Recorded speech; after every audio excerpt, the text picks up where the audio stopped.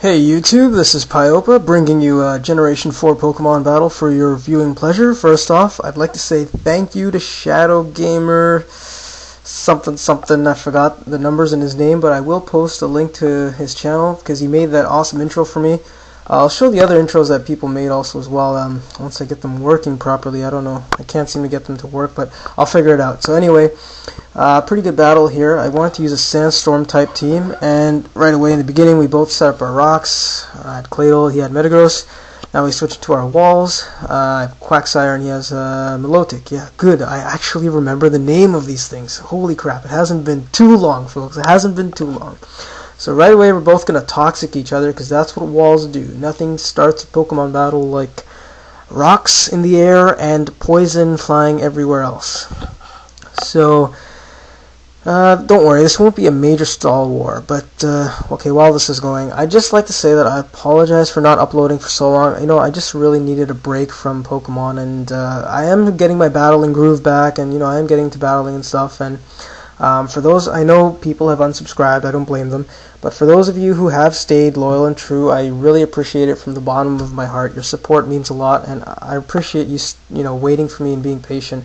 I'll try to be more serious with this channel. I'll try to upload maybe every weekend, perhaps. I'll definitely try.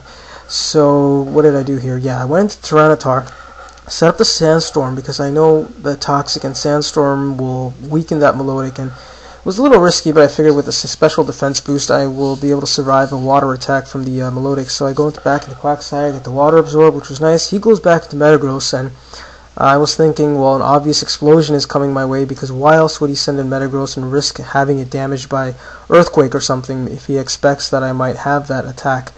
So I'm going to switch back into, switch out Quagsire, go into my own Metagross to take the explosion like a boss. And it still did a lot of damage, so I figure maybe that Metagross is banded. Excuse me. And it did a lot of damage still, so I was like, wow. So he goes into an Arcanine now, and obviously I got to get my ass out of there. Metagross, come back. And I go into Claydol. Now, I don't know why I went into Claydol, to be honest, and not Quagsire. I thought maybe he might have the hidden... I don't know. I was expecting something, but I can't remember exactly what it was. But anyway, I figure Quagsire is going to be more useful than the Claydol. But now that he's using Heat Wave, I better switch into Quagsire to take it. Can't be burned because I'm already poisoned, so that at least, you know, negates anything. And his Arcanine's being buffeted by sands, blowing in its face and its ears and its nose, confusing its sense of smell, but he's going to attack me anyway. He really wants to get rid of this Quagsire, so I figure out maybe the Quagsire has an advantage over most of his team. I'm going to rest up, because this is a rest, sleep talk Quagsire. Now, why I have rest instead of recover, I don't know. I just really think that rest and sleep talk is fun, and it kind of makes it... It's useful for a wall in a way because I don't have to worry about status effects like how I was just poisoned. I can rest it off, so that's kind of handy. That's probably the reasons why I have rest and sleep talk as opposed to recover. Go for the sleep talk, gets toxic, which is funny because the sandstorm is going to take out the Arcanine the next turn anyway, so it's all good. Wow, this just feels weird narrating again. I mean, you know, I'm surprised I even remember the names of these Pokemon. Like it's just weird to like narrate again, but you know, I'll get back into it. So I'm sorry if I kind of suck in this battle, like narrating, but I'll try again. You know, I don't have any Generation 5 battles to actually upload because I haven't actually got Generation 5 yet. Somehow not into the whole Gen 5 craze right now, but you know, I probably will get into it eventually, but we'll see what happens. So yeah, Arcanine out. He retreats his Breloom. This is what really surprised me. I thought I was expecting the Milotic, but he goes into the Jolteon, and it heals with the Volt Absorb, and I was like, oh crap, now he knows I have Thunder Fang. Big surprise, blown out of the water. Now I go into Tyranitar to take an electric attack. He goes for the Signal Beam, and I'm like, what? Are you serious? Signal Beam. Oh man! So then, but Tyranitar's taking it not too bad, you know, with special defense boost from the Sandstorm, it definitely helps, and this is one bulky mother beeping Tyranitar, folks. So, but confusion doesn't help, obviously. Thankfully, Tyranitar has his wits about her and hits back with a payback. And Jolteon, no, you die. You die, motherfucker, you die. And he's going to send out his Breloom again. I got to get the heck out of there. Go into Arcanine and Intimidation. Sorry about that. Intimidation. He goes for the Seed Bomb. Can't do really that much. And I'm going to finish it off with a Flare Blitz. He probably didn't have a safe switch in, I assume, for the for my Arcanine. So I'm just going to go for the Flare Blitz. Take him out like a boss. Boom!